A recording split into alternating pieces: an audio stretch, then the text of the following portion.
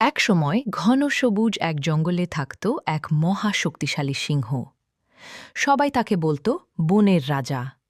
তার নাম ছিল সিংহরাজ। শক্তি সাহস থাকলেও তার হৃদয় ছিল নরম আর দয়ালু। একদিন বিকেলে জঙ্গলে হাঁটতে হাঁটতে সিংহরাজ শুনল কেউ কাঁদছে।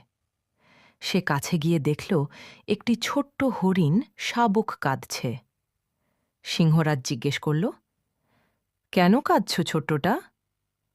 হরিণ শাবক বলল, আমি আমার মাকে হারিয়ে ফেলেছি। কোথা দিয়ে কোন পথে যাব বুঝতে পারছি না। সিংহরাজ কিছুক্ষণ ভাবল। তার গর্জন ভয়ঙ্কর হলেও মনে ছিল খুব কোমল। সে বলল, চলো, আমি তোমাকে তোমার মায়ের কাছে পৌঁছে দিই। তার বিশাল পা দিয়ে নরমভাবে শাবকটিকে পথ দেখাতে দেখাতে সিংহরাজ পুরো বন পেরিয়ে গেল। দূরে একদল হরিণ উদ্বিগ্ন হয়ে শাবকটিকে খুঁজছিল। সিংহরাজকে দেখে ভয় পেলেও শাবকটি খুশি হয়ে ছুটে গিয়ে তার মাকে জড়িয়ে ধরল।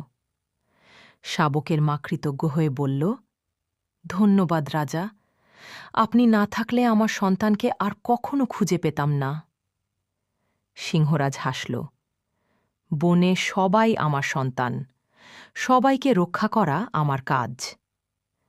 সেদিন থেকে বনের সব প্রাণী বুঝল, বড় শক্তিশালী হওয়া মানে ভয় দেখানো নয়, বরং দুর্বলকে রক্ষা করা। ভিডিওটি ভালো লাগলে চ্যানেলটি লাইক, শেয়ার ও সাবস্ক্রাইব করে দিবেন। ধন্যবাদ।